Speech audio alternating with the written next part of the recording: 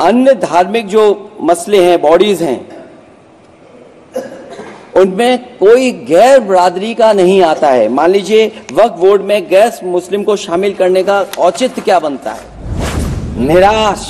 आप तो उस कानून चंद कट्टर समर्थकों के तुष्टीकरण के लिए ये बिल लाने का काम कर रही है। हम अपने वकार को, अपनी इज्जत को, अपने मुल्क की अपने शान को, अपने संविधान को खुद अपने पैरों तले रौंद रहे हैं। और वक़्फ़ एक मुसलमानों का मजहबी अमल है, एक मजहबी फरीजा है। इससे उनको महरूम कॉन्स्टिट्यूशन के जरिए से भी कोई ताकत नहीं कर सकती। सर,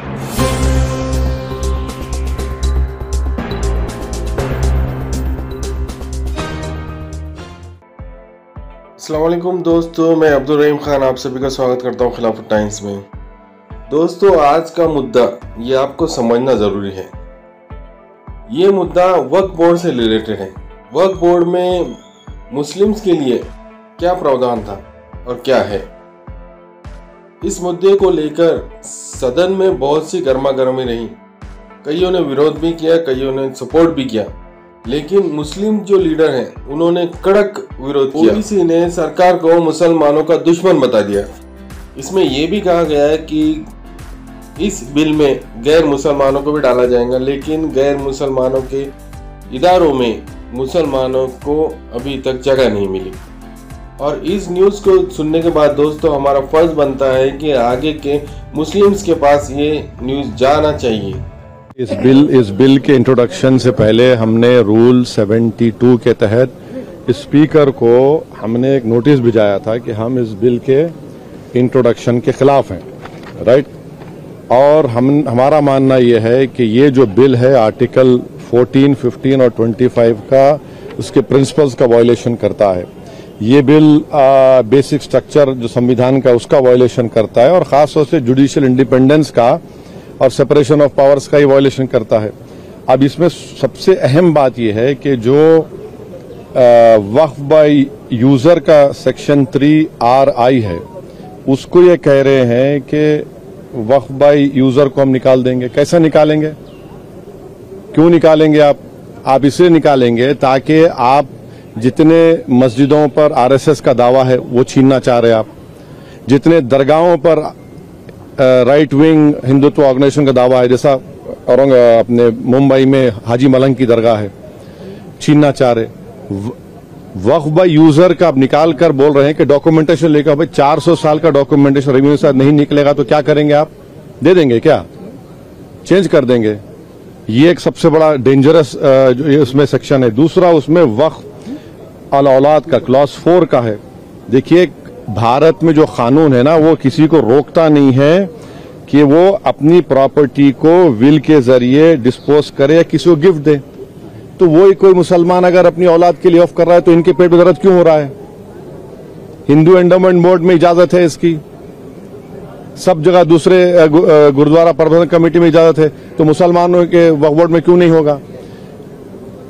पांचवी बात यह है कि इसमें आप ये कह रहे हैं कि मुसलमान जो 5 साल उसके हो गए इस्लाम कबूल करके तभी वक्फ करेगा। ये फ्रीडम ऑफ रिलीजन का ग्रेव वायलेशन है। अच्छा, दूसरे रिलीजन को मानने वालों के लिए ऐसा कानून है? नहीं है। और आप कौन होते हैं तय करने वाले मुसलमान हुआ नहीं हुआ? 5 साल उसको रुकना चाहिए तभी जाकर, माने आप वेट करेंगे हैं?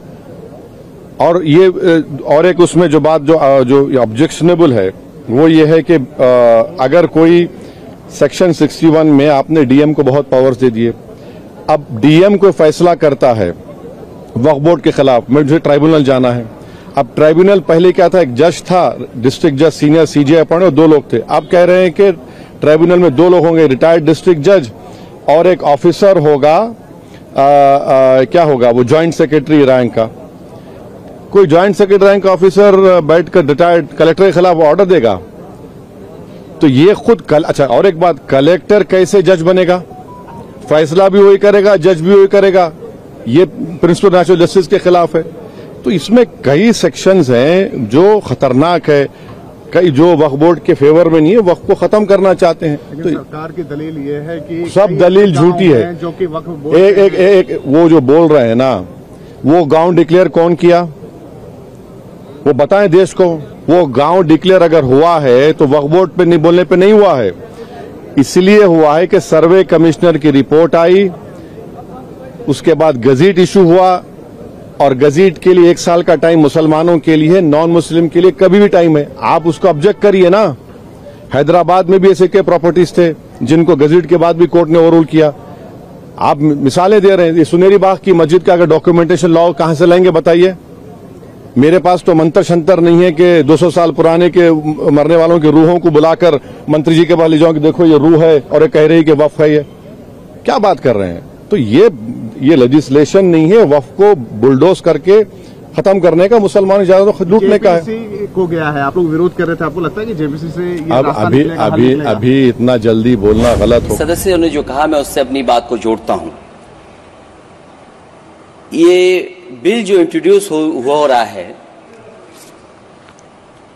ये अध्यक्ष महोदय बहुत सोची समझी राजनीति के तहत हो रहा है। अध्यक्ष महोदय, जब लोकतांत्रिक तरीके से चुने जाने की पहले से प्रक्रिया है तो उसको नॉमिनेट क्यों किया जा रहा है? वहीं जहां अन्य धार्मिक जो मसले हैं, बॉडीज हैं, उनमें कोई गैर बरादरी का नहीं आता है। मान लीजिए वक्फ बोर्ड में गैर मुस्लिम को शामिल करने का औचित्य क्या बनता है?